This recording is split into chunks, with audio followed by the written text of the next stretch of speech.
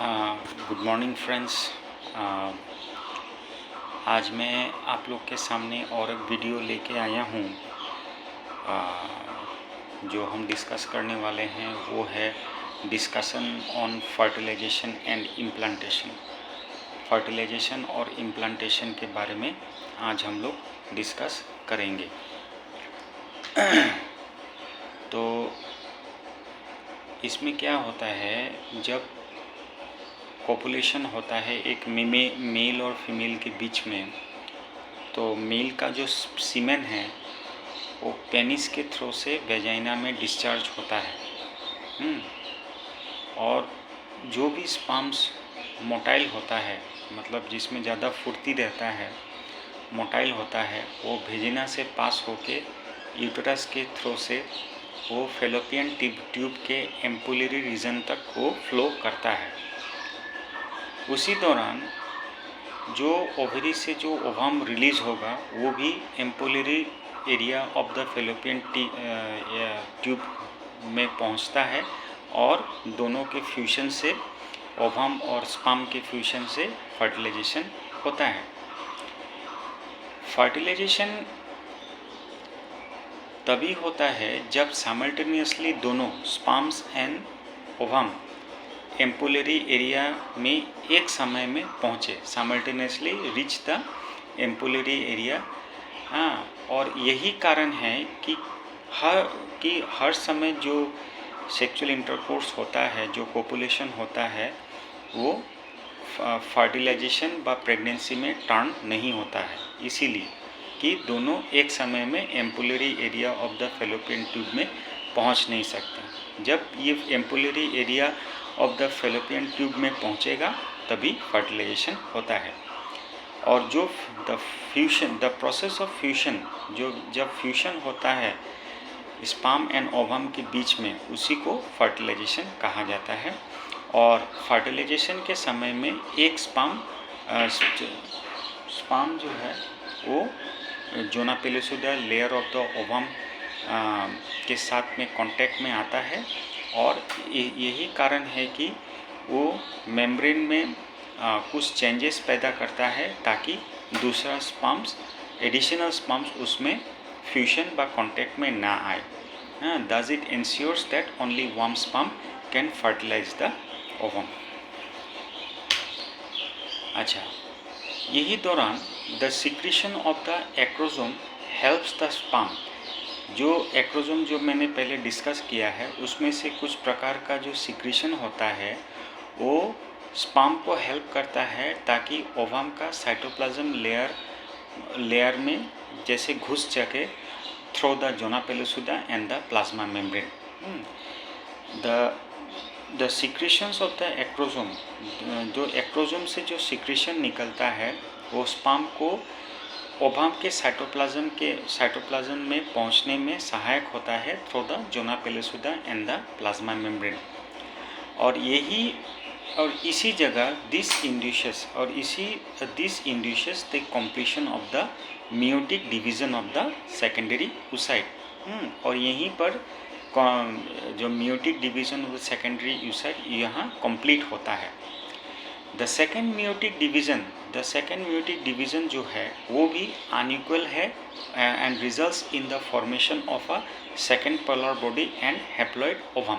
ठीक है, the second meiotic division जो होता है is also unequal and results in the formation of a second polar body and an haploid ovum. इसके बाद क्या होता है, the haploid nucleus of the sperm जो है and that of the ovum, ये दोनों फ्यूज होता है। As a result diploid zygote का फॉर्मेशन होता है। Haploid nucleus of the sperms and haploid nucleus of the ovum, they fuse together to form a diploid zygote. और यही जो स्टेज है, यहीं पर sex of the baby decide होता है। अच्छा, the chromosome pattern of human female में जो है वो है XX और मेल में जो है वो है XY। Therefore all the haploid gametes produced by the female, जो भी हैप्लॉइड गैमेट्स फीमेल से प्रोड्यूस होता है उसमें X क्रोमोसोम रहता है और जो भी हैप्लॉइड गेमेट्स मेल से मेल में प्रोड्यूस होता है उसमें आइदर एक्स और वाई क्रोमोसोम्स रहता है। Hence 50% of the sperms carry X chromosome while 50% of the sperms carry Y chromosomes. अच्छा, after fusion of the male and female gametes, the zygote would carry either XX or XY depending on whether the sperm carrying X or Y to fertilize the ovum. अच्छा, जो भी ये fusion होता है ovum और zygote के बीच में जो भी फ्यूशन होता है उसमें जो the fusion of the male and female gametes the zygote जो भी जब फ्यूशन होता है मेल और फीमेल गेमेट के बीच जब जाइगोट फॉर्मेशन होता है तो आइदर वो एक्स क्रोमोसोम कैरी करता है और XY क्रोमोसोम कैरी करता है depending on whether the sperm जो भी स्पर्म जो है वो डिपेंड करता है कि जो स्पर्म है वो वेदर X क्रोमोसोम कैरी कर रहा है और Y क्रोमोसोम कैरी कर रहा है to fertilise the ovum.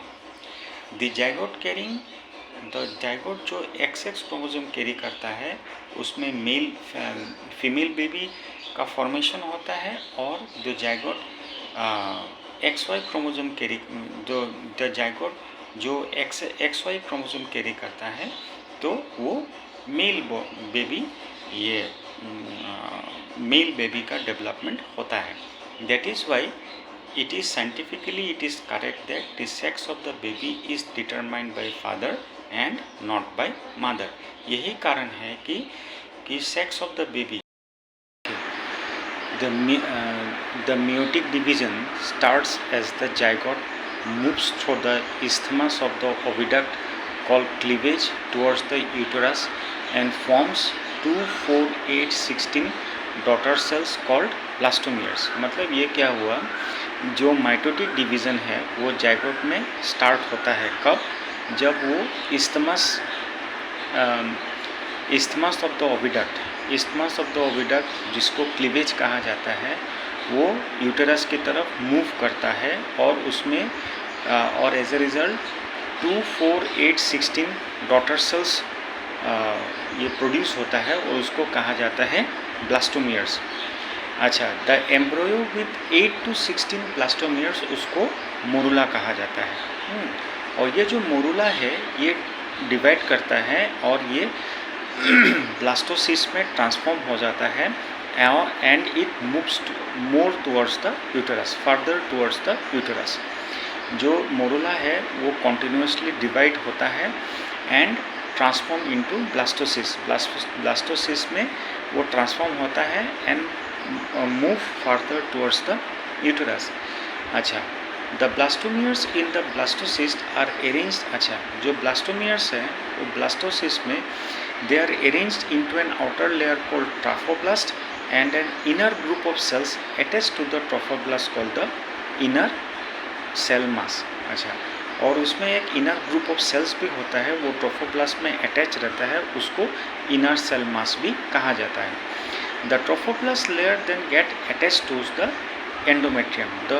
The trophoblast layer जो है वो एंडोमेट्रियम के साथ अटैच हो जाता है और जो इनर सेल मास है गेट डिफ्रेंशिएटेड एज द एम्ब्रोयो। अच्छा, जो इनर सेल मास है वो एम्ब्रोयो में ट्रांसफॉर्म हो जाता है। अच्छा, after attachment the uterine cell जब अटैचमेंट हो जाता है the uterine cell they divide repeatedly and covers the blastocyst. ठीक है, द यूटेराइन सेल्स जो है वो रैपिडली डिवाइड होता है और ब्लास्टोसिस्ट को कवर कर देता है। As a result the blastocyst जो है वो एंडोमेट्रियम में remains embedded in the endometrium of the uterus. ठीक है, जो ब्लास्टोसिस्ट है they remain embedded in the endometrium of the uterus और इसी को इम्प्लांटेशन एंड कहा जाता है और यही and it leads to pregnancy. इसी को इम्प्लांटेशन कहा जाता है एंड ये प्रेगनेंसी की तरफ मतलब लीड्स टू प्रेगनेंसी की तरफ जाता है। ठीक है, this is called implantation and it leads to pregnancy. I hope आज का जो वीडियो है वो आपको पसंद आया होगा और जो भी क्वेरीज़ है आप लोग मुझे कमेंट बॉक्स में ज़रूर भेजिए, मैं आपको सॉल्व करने के लिए कोशिश करूँगा। Thank you.